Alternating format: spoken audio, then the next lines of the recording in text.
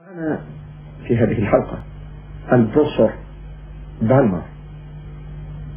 عندما التقينا معه وعرضنا له أوجه الإعجاز العلمي في القرآن والسنة كان يندهش، فقال: هذا كتاب عجيب يصف لنا الماضي ويصف لنا الحاضر ويصف لنا المستقبل.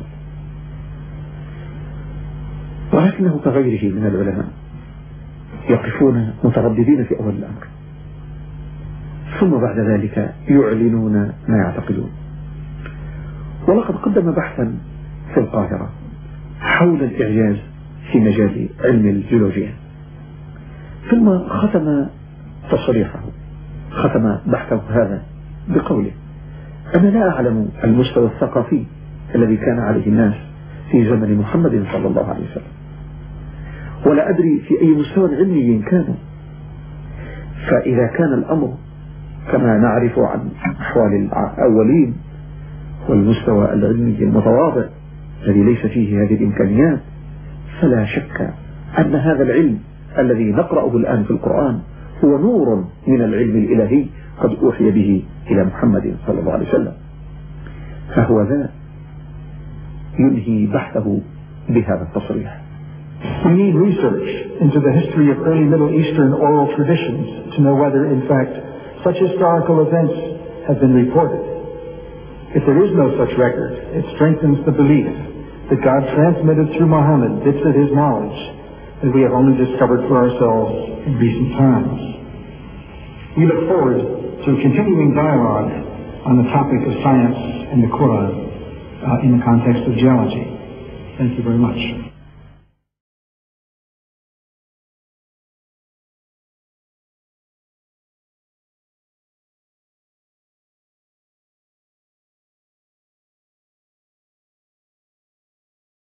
Yeah, so if we start, I'll ask you to say your name so that people will know who it is I'm talking to. So could you tell me your name, please?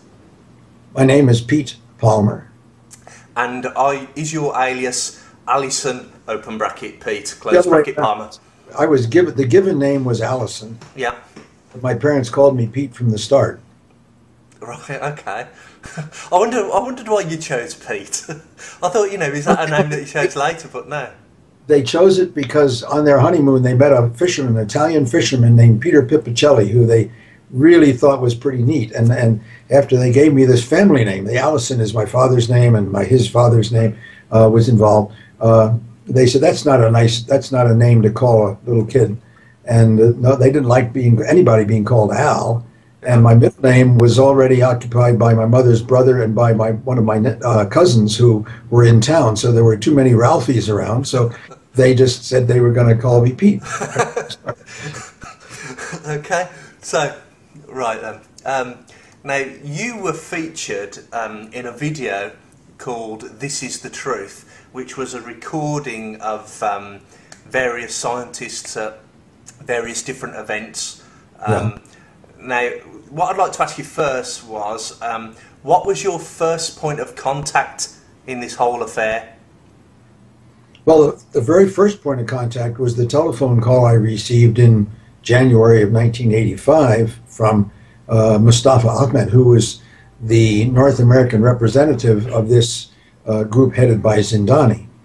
And he asked me if I would be willing to answer questions about statements in the Quran that had some scientific implications. And I said, yeah, I'd like to do that. And they said, could we come out to Boulder? He was in Chicago.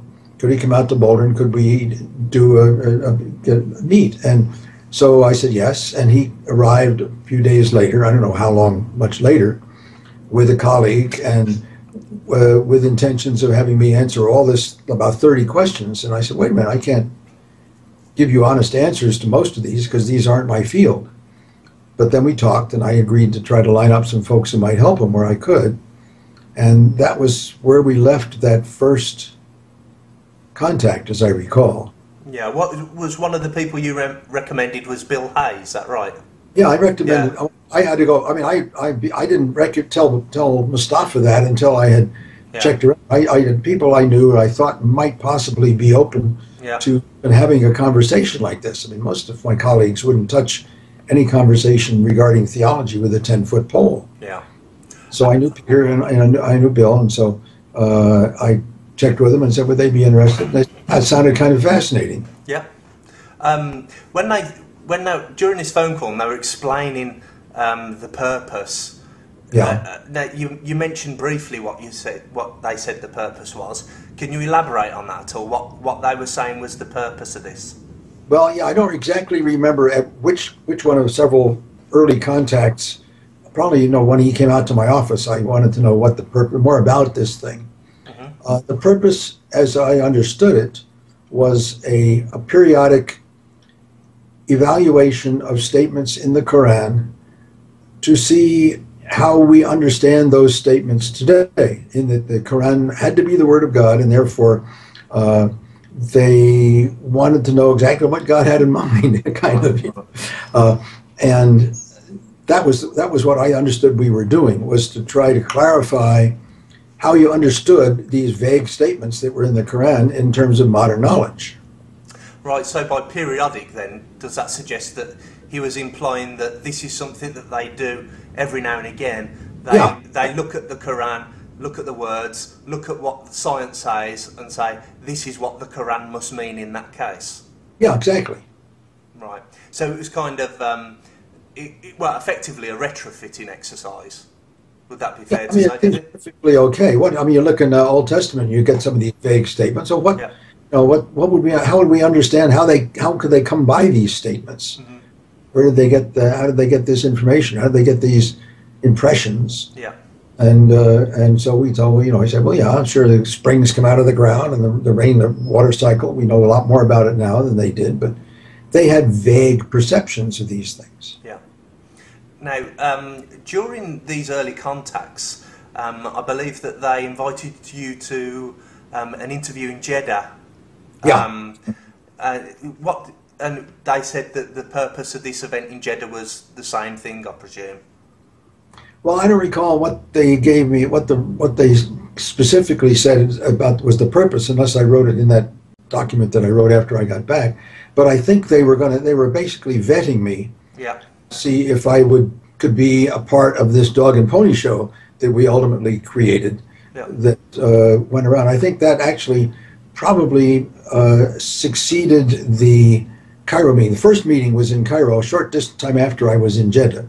I don't know, a few months, I guess. I don't know when it was. It was fairly soon after I was in Jeddah. Mm-hmm. I was invited to come back to Cairo, bring my wife, and be a part of this conference.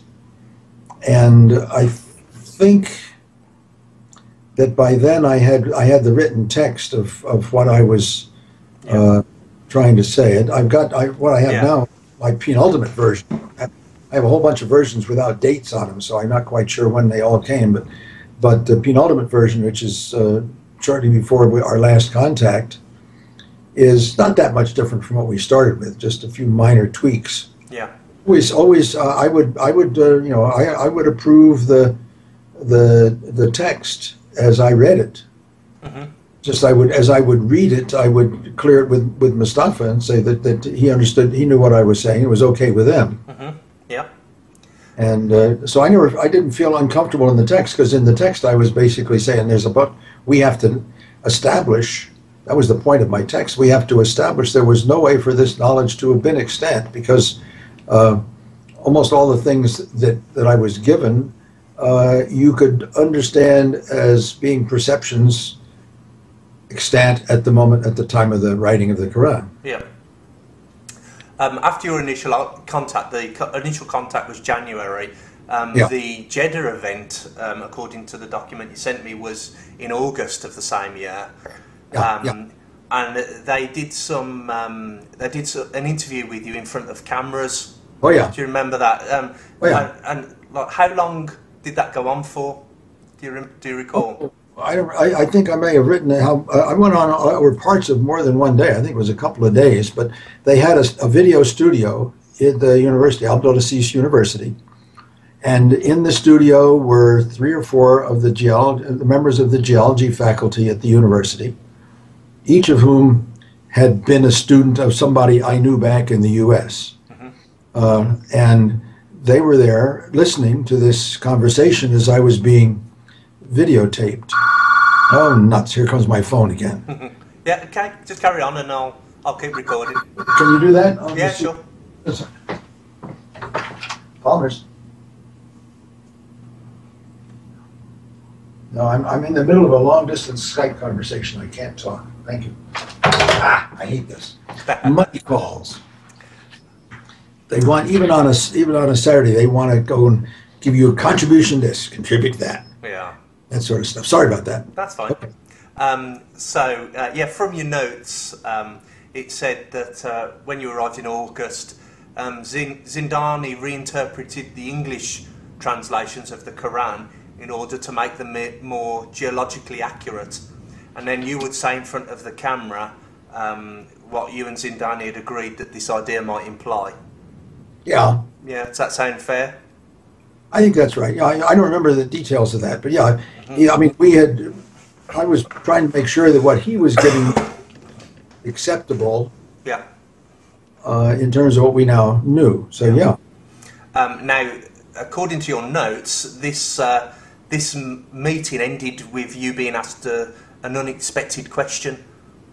That I don't remember. That I was. Did I say that? How could Muhammad have known? Oh, well, yeah. They probably asked that, and I said, I don't. We have to establish that. We don't know that.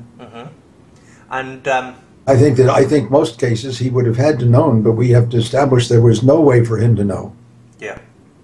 And then you also said that Zindani asked to help you to create the draft of a paper summarising the visit, which was going to be presented in I think that was the one you were going to present in Cairo. So Zindani helped you to go through the draft of that paper, did he? Yeah, we worked that draft back and forth, and I mean it was Zindani and myself, and I think Mustafa was involved. Yeah. I think we were co-authors, and as we were listed as co-authors, and we worked that over so that I was comfortable with the text, and they were comfortable with the text, but it was a text that was essentially skeptical. Yeah. So the purpose of this wasn't really to portray the opinion that this is all miraculous information. And, no. And it was supposed to be this is how we can interpret the meanings of these vague words, but we've got to be sceptical about how people would have known this kind of thing.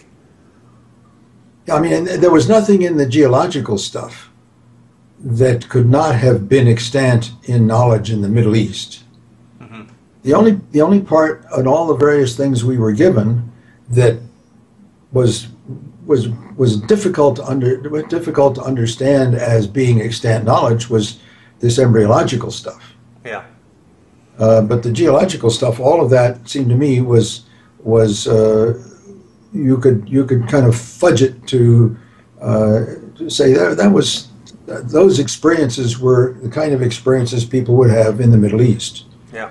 They could be known. There was nothing that precluded that. And of course, the embryology part wasn't your field of expertise. But it created an interesting question, because how could you know about microscopic things long before the invention of the microscope? So that was just one of those things. I said, well, there's got to be an answer, but I don't know what it is. Yeah. Okay. Was this a low-key event? I don't know. It was the one in Jeddah was low-key. The one in Cairo was they had a big audience. It was mostly medical people. Yeah. And of course, the big stuff that they were excited about was the embryological stuff. I don't think my stuff made much difference or much impact. But during the time we were there, and I wish I'd written my notes down clearly, I met with, I don't know whether it was the Islamic Brotherhood, some major group. I met with the Secretary General of this group, and I had conversations with him, and I just don't find in my notes his name or anything, but we went to his home and sat around with a dozen people and had a conversation. that was kind of interesting, but I didn't write down many of the details of that for some reason. But it wasn't directly related to the conference, but it was while we were in Cairo, I had this opportunity to have this meeting and conversation. And I don't know whether it was the Arab League or exactly what, I don't remember what it was called, and I can't find a note that tells me. Yeah, this is the Cairo meeting, isn't it? That happened then late September to early October. I think that was so. Yeah. At the end of the event, you all had a nice time at King Farouk's Weekend Palace, I believe.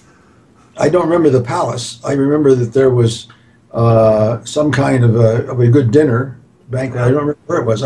The only palace I remember was in Islamabad when we were in Zia al-Haq's palace and had a lecture. He gave a lecture to the whole group. Yeah. And we stayed for dinner, and it was a spectacular, really neat event, to do that. But that was in Islamabad. That was the next conference. Actually, I remember when I was talking to Bill. I think it was you. He said that he was with when you noticed that there were no women present at the meal or something. Is that? Yeah, and well, what was interesting, there was one woman that we talked to who was the sort of, I don't know what, vice president for education in Pakistan or something, well up high in the government. But it was a woman, and she and Pat my wife got talking, and we found out that she was very uncomfortable about coming to this meeting because it was all the men. She felt uncomfortable about it. And we found that was kind of interesting, that she didn't, even though she was very high up in the government, she felt uncomfortable being in the conference. I think the women were there because at the Zia al-Haq dinner, there were the wives of myself and Peter Hildebrand and this lady. They had a separate table in the dining area in Zia al-Haq's palace. Yeah. But she said, the woman said she was pretty uncomfortable being included in a sense because it was somehow not Muslim, right? Now, there was a... That's fine. Hold just a second. What's up? Okay. Do you need to end early and do this another time, or? What's that? Do you need to end this early and do it another time? No, okay. Now, this affair in Cairo, I believe it ended with a bit of a furore when you made a suggestion about the implications of Muhammad's illiteracy. No, that was us, Islamabad. That wasn't Cairo. Was it Islamabad? Yeah. And that was after Cairo, was it? That was after Cairo.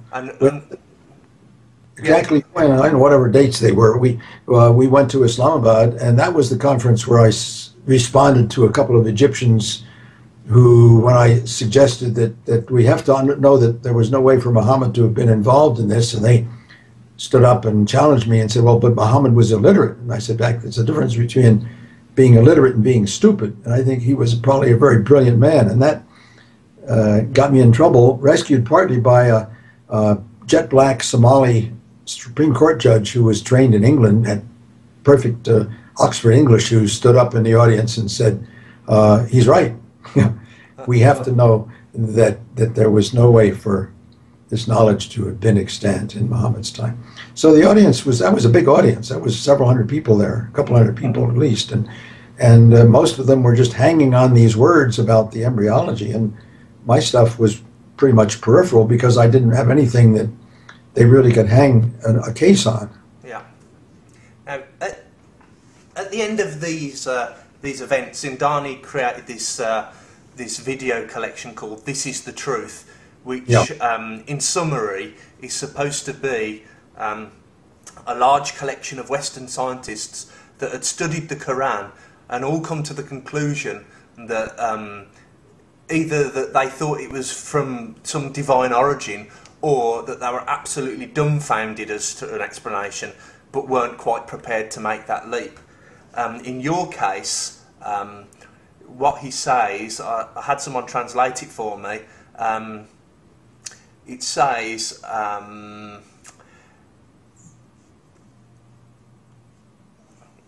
I don't know the cultural level which the people at the time of Muhammad, peace I be got that quote here, yeah. So, yeah, that I don't that quote. Yeah, I got that here. I know the cultural. just Is that before, supposed to be a quote from me? yeah, just before you reply to that, can I just read it out for the sake of the recording, so that, Sure. yeah, so that people know what you're responding to. It says that you don't know what level the people were on at the time, but if the position is, and we don't know, basically that these people couldn't have known these things. It goes on to say, there is no doubt that this knowledge which we read now in the Quran is light from the divine knowledge that has been revealed to Muhammad. That's not me. Not me. I never would have said that. So at no point did you suggest that there would be no doubt that this information in the Quran is from a divine origin? Oh no, because I was a total. I mean, I totally didn't believe that was. There were rational explanations for everything. Yeah. Just understand how we explain a couple of them, but that didn't mean that was therefore divine knowledge. I think we had to be sure there was not an explanation, and the one mystery was the embryonic stuff, and I found an explanation that satisfied me anyhow. But that was long after we'd finished. Yeah, yeah. I thought this part of the video was a bit suspicious, because if you had said that there's no doubt that this is information from a divine origin, that they would have said, look what he said next, and then put the video footage on of you saying those words. But effectively, the most juicy part of what you were alleged to have said wasn't shown, and Zindani simply presented, oh, by the way, after that, he went on to tell me that he thought all of this was probably from God. So I always thought that bit was a little bit suspicious, just to say the least. I never, to my knowledge, believed that this had a divine origin. It had a rational human origin. Another thing that I actually remember reading from that script is that you were apparently astonished by the accuracy of the information in the Quran, and you said, "What is this wonderful book?" Doesn't sound like me at all. I believe that the information that he asked you to look at was something about the lowest point. Yeah, I mean that was in the first interview in Jeddah. Yeah, where they had this, because I had brought my globe with me. Mm-hmm. You know, I'm familiar with this globe. It's a really neat globe. It was put out by the National Geographic probably 40 years or more ago. But they had this statement, and they were right there printed on the globe was lowest point on Earth. And so I said, that's kind of neat that that the Quran mentions that, but it doesn't prove anything particularly, because they just happen to be in the right area. Yeah. I mean, what would you describe, how would you explain that information being within the possibility of human knowledge at the time? Is that something that you would be able to see? You would be able to look around and say, this looks like it's the lowest place in the region? I mean, if the people of that time, I think, yeah, that was probably known that was the lowest point in their world. Mm-hmm. Just happened that the Quran had it right, but it wasn't because it was a bit of divine knowledge. That was merely the Middle Eastern State of the Union. Mm-hmm.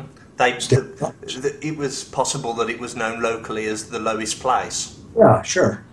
And I seem to remember we discussed this before, and you said something about it's possible to see that it's the lowest place because it would be the only place where you can see that you're lower than sea level or something. Does that sound familiar? I don't recall saying it quite like that, because I wouldn't know. I probably didn't think about how would they measure it, except because they would have to have some way of getting some crude measurement that said this was lower than the Red Sea. Mm-hmm. And maybe that's all. They just figured that they had some sense of elevations by then. Maybe the Romans had done that. Yeah. So they had that knowledge, but I didn't. I I thought it was just kind of neat that they had it as the lowest point, and that's what the Globe showed it. But that didn't mean anything else. I mean, really, this is basically the end of my prepared questions. Okay. So there's a few questions that I'll ask which are a bit silly, but I have to ask these because of the kind of responses I've had to my other interviews. Okay. So the first one, did you become a Muslim? No. Okay. Have you been paid by me or anybody else in order to participate in the interview that we're having now? No, not a bit. Have you been intimidated by anyone to retract your original statements? No. I mean, I'm thinking that my original statements, as you've got them, may not be quite accurate, but I haven't been intimidated by anybody. Are you are you in fact an imposter? What do you mean by that? I don't know. I suppose could you possibly be an actor with a latex mask on? No, I did all that stuff. I had to ask you that one because I have actually been asked, how do I know this isn't an actor with a latex mask on? Sure, I mean that's fair enough, but I don't know how you could prove it's not. Well, you could pull at your face or something. Yeah. No, I don't think we'll go down that route. Now, what struck me with this whole series of events was that different scientists went to different venues at different times, and they all seem to have had different experiences. In Bill Hayes' case, he was told that he was trying to help the mullahs feel more comfortable about science and to convince them that their religion said that they should really be embracing science. Alfred Kroner said that the meeting he went to had nothing to do with religion whatsoever. It was just a geology meeting, and then they sprung some cameras on them and asked them lots of leading questions. In your case, it seems to be probably the very initial point of contact, where they were saying that they're reviewing the meanings of the Quran to make sure that they've got them correct, that they're matching them up to what science says now.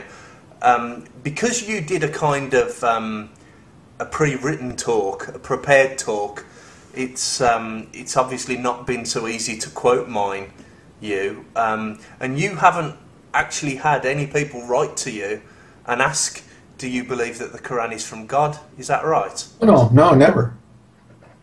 Your experience is really in contrast to other people, because Alfred, for example, said that he's had hundreds of people write to him, and he had a pre-written copy-paste response. It'd say, dear XXX, and then the explanation. Bill said that he had quite a number of people, because Bill was obviously, quote mine, saying, I think it must be from the divine being. So obviously these other people have been, quote mine. So my purpose really in talking to you was, because you seem to have been the initial person that they contacted, I was really kind of interested in the origins of this affair, what they originally said it was for, how other people got involved, and so on. It's been really interesting having you explain that to me. It's been really interesting hearing about your experience of when you flew out, and it seems that you've been flown out to various places on quite a number of occasions as well. Oh, it was wonderful. I mean, it was it's way to go. First class return air flight from Denver to Islamabad. Yeah. Don't mind that a bit. It's a long flight. I think the only meeting that Bill Hay was at was the Islamabad meeting. I don't think he was at any others. I think he said he... I don't really recall. There was one I missed. It was in Moscow or somewhere in Russia that I was not able to get to. I've never heard of a Moscow one. There was one after. There was somewhere in between. I had a conflict, just couldn't go to it. But it was. I'm pretty sure it was somewhere in maybe just in the Soviet Union. May have been in the Islamic part.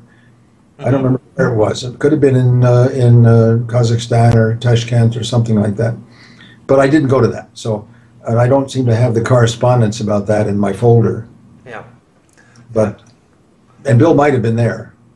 Yeah, he didn't mention Moscow. I haven't heard of that. I think he definitely mentioned Islamabad and mentioned longboat trips and things, and I don't really recall.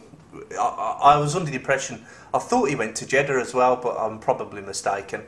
He might have gone after me, because at the time I went to Jeddah, they didn't have those contacts. I hadn't made those contacts. Yeah. Okay. Or at least maybe I'd made them, but I didn't. We didn't go at the same time if he went. In a summary, do you think that it would be fair to say that your opinion on this entire matter seems to have been misrepresented? Well, as you present it to me, yeah, it seems like in some cases I've been misrepresented. Fortunately, I have the text of what I read in all those meetings, and I didn't deviate. I didn't deviate from that text in my presentation, and in the question answers, I didn't get. I always said, we have to establish that there was no way for this knowledge to have been extant at that time. And do you in any way endorse the proposition that the Quran could only have come about through some supernatural origin? No, of course not. Right. Okay. And finally, just for to cover myself legally, do you give me permission to make the contents of this video recording public? Yeah, I kind of would like to see it. Yeah. But you're going to make it public before you do it. Well, what I'll do is it's going to be uploaded in its entirety unedited.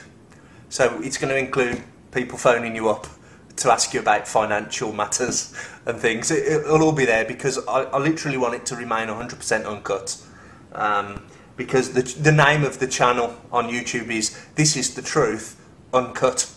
So I can't really edit out the phone call because then it'll be cut.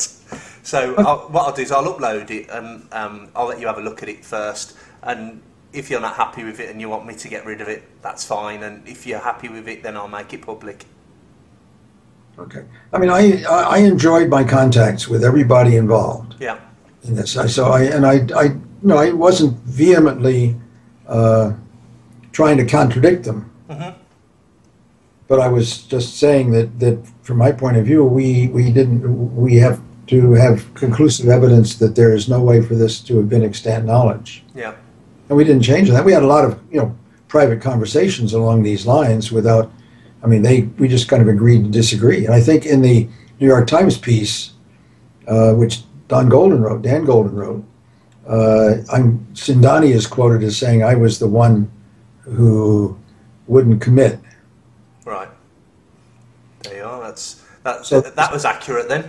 That was accurate. Yeah, definitely. I think the thing is though, it wasn't entirely accurate because I haven't actually yet spoken to a scientist that did commit. I've spoken to about 5 or 6 on the phone. You're only the 3rd video interview I've done so far. And so far, every single one of them said that just wasn't my opinion at all. So it would seem that you weren't the only one that wouldn't commit. Maybe what he really meant was the others were much easier to make it look like they'd committed. They may have been. They were more tactful. I don't know. Yeah, they were a bit more polite, I think, maybe. Right. Okay. We had very frank conversations. I mean, because I don't mind discussing theology with theologians. I think I enjoy that. Yeah. And so we had discussions about where I came from and why I thought the way I thought, and that was okay. So I never felt I was being sort of argued with or had my arm twisted or anything like that. No, doesn't sound like you were. But as long as people realise that if someone uses you as an authority on the information in the Quran regarding geology, and that you as this authority say you've really got to be impressed by this, you should be quite convinced that this is beyond the ability of a 7th century human, that they know that this isn't something that they should be listening to. No, I never implied that at any point. That's brilliant. Right, okay, thank you very much. You're welcome. Pete, hasn't got the name Pete in his real name anywhere. Pete Palmer, thank you very much for your time. Thank you very much. Oh, you're welcome. Okay. Thank you.